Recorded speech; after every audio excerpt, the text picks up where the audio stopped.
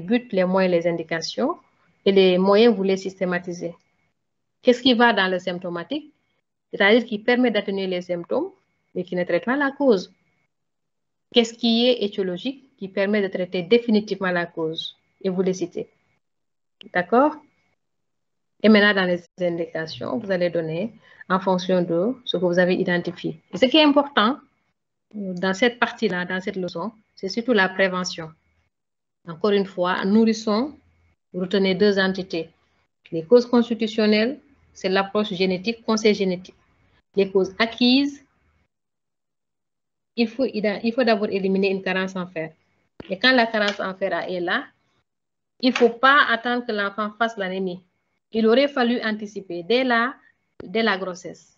C'est pourquoi je vous ai dit, allez-y visiter le site de l'OMS pour tout ce qui est anémie chez l'enfant. Ils vont vous donner la stratégie de prévention de l'anémie, bien avant même la conception. N'oubliez pas les 1000 premiers jours. C'est important. On prépare la grossesse, on anticipe sur beaucoup de choses. Ensuite, la grossesse vient sur un terrain assez préparé et se fait normalement. L'accouchement, pareil.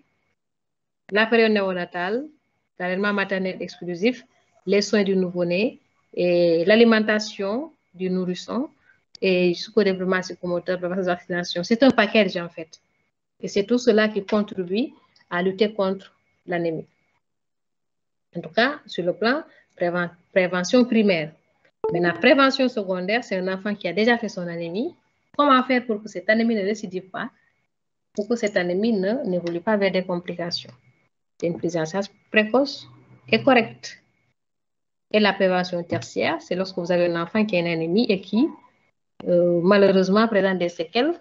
Comment faire pour gérer ces séquelles, pour que cela soit compatible avec la vie, parce que c'est un enfant qui doit grandir, qui doit aller faire l'école, qui doit s'insérer dans la société. Comment faire pour l'aider à réussir toutes ces étapes-là? Alors, j'ai mis en rouge pourquoi favoriser les préparations de type industriel. Vous faites la promotion de l'industrie, hein? Il faut faire la promotion des plats locaux et des aliments locaux, vraiment au détriment des préparations industrielles. Et on a vraiment dans nos pays beaucoup d'aliments riches en fer qu'il faut conseiller aux parents, qui ne coûtent pas cher. Sinon, ils vont s'orienter vers l'industrie pharmaceutique et ça risque de coûter cher.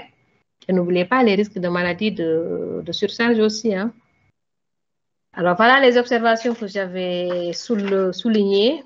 Maintenant, je ne sais pas si parmi vous, il y a d'autres observations ou bien, Prof Sec, si vous avez d'autres observations à partager.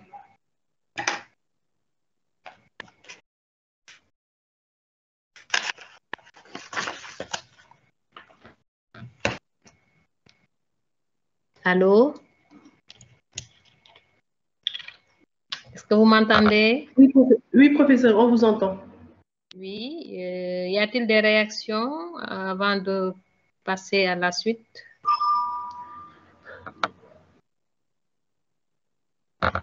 Je pense qu'il y a... Oui, il y a quelqu'un qui lève la main. C'est qui? Waré, allez-y. Waré. Merci beaucoup, professeur. Bonsoir. J'avais une petite préoccupation par rapport au diagnostic différentiel des anémies que vous avez évoqué tout à l'heure. Donc, on parle souvent de pâleur neurologique dans certains cas. Je voulais savoir, est-ce qu'avec la pâleur de l'anémie, est-ce qu'il y a une différence? Est-ce que cliniquement, on peut faire la part des choses? Je vous remercie. Oh, merci, Waré. Vous êtes dans quel service actuellement? Donc, je suis actuellement en stage à l'étranger. Alors, vous parlez de pâleur neurologique, n'est-ce pas? Oui. C'est un terme qui n'est pas classique. Est-ce que parmi les autres, quelqu'un peut... Qu'est-ce que vous appelez pâleur neurologique d'abord? Bon, c'est souvent chez les nouveau-nés. Peut-être je sors un peu du cadre, mais c'était surtout par rapport au diagnostic différentiel de la pâleur de l'anémie. Est-ce qu'il y a une possibilité cliniquement de faire la différence entre une pâleur qui est due à une anémie ou à une autre pâleur, en fait? C'était surtout ça ma question. Alors, normalement, le nouveau-né ne fait pas partie de cette leçon-là. Donc, il faut vraiment supprimer tout ce qui concerne le nouveau-né. N'en parlez même pas. Ça, c'est un élément. Deuxième élément, quand on parlait de pâleur, attention, La pâleur, elle est subjective. Hein? Tout ce qui est signe d'inspection peut parfois être subjectif. Moi, je peux voir un enfant et dire qu'il est pâle. Il est moyennement pâle, il est très pâle. Quelqu'un peut me dire non, il n'est pas pâle. Et en fonction de l'expérience, imaginez quelqu'un qui voit chaque jour des malades anémiés. Le jour où il vous dit que cet enfant est anémié ou n'est pas anémié, ce sera différent d'une personne qui n'a jamais vu un enfant pâle. Vous voyez un peu? Et c'est ça la différence entre l'approche clinique et l'approche non clinique. Mais retourner aux fondamentaux, la définition de l'anémie, elle est biologique. Vous pouvez suspecter une anémie sur le plan clinique par une pâleur que vous-même vous avez détectée. Mais ce sont vos yeux qui ont vu la pâleur. Ce matin, j'ai discuté avec un collègue. Je lui avais envoyé un malade. Et quand j'ai vu l'enfant, moi, je pensais que l'enfant était pâle. Et j'ai demandé une numération, effectivement. Et quand la numération sortait, l'enfant est parti voir la personne. Et quand elle m'a communiqué les résultats, elle m'a dit l'enfant avait 14 grammes d'hémoglobine. Vous voyez un peu la différence? Donc, moi, j'ai une appréciation clinique qui est un signe d'inspection, mais c'est l'hémogramme qui me dit en réalité ce qui se passe dans le sang de l'enfant. Je ne suis pas dans l'hémogramme. Pâleur neurologique, vraiment, moi, je ne connais pas ce terme-là. Et je vous demanderai d'être vraiment très prudent sur certains termes. Pâleur reste classique. C'est une pâleur. Maintenant, est-ce qu'elle peut être influencée par quelque chose?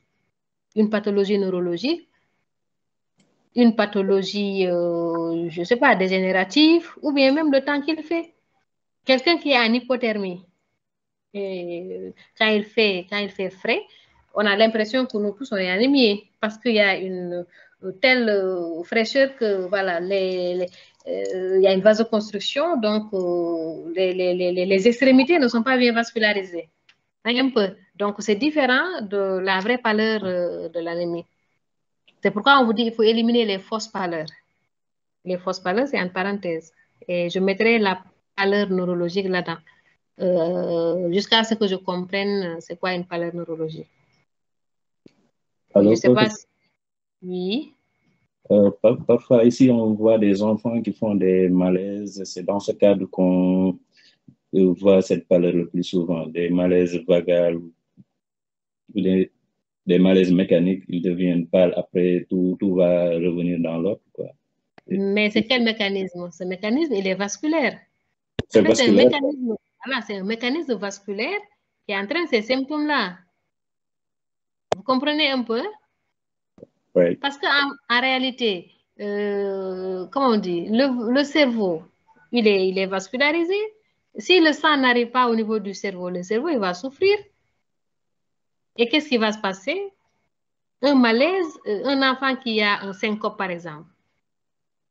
Qu'est-ce qui va se passer? Il va avoir une perte brutale de la conscience. Pourquoi? Parce que peut-être à un moment donné, il n'a pas reçu de vascularisation, il n'a pas reçu l'oxygène au niveau de ses tissus et il a développé un malaise. C'est comme ça qu'il faut comprendre les choses. Ce n'est pas le mécanisme purement neurologique, mais c'est un mécanisme vasculaire qui a une traduction neurologique. Est-ce que vous avez compris la différence? Oui, professeur. Merci beaucoup pour votre réponse. OK. D'autres interventions?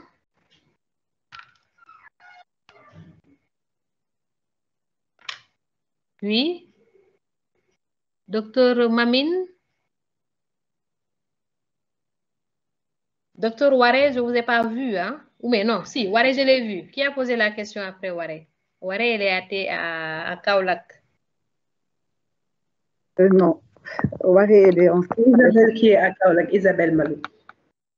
Non, donc je n'ai pas vu Waré, c'est Isabelle que j'ai vu. D'accord, C'est excusez-moi alors. C'est Isabelle. D'accord. Allez-y. Mamine? Oui, bonsoir.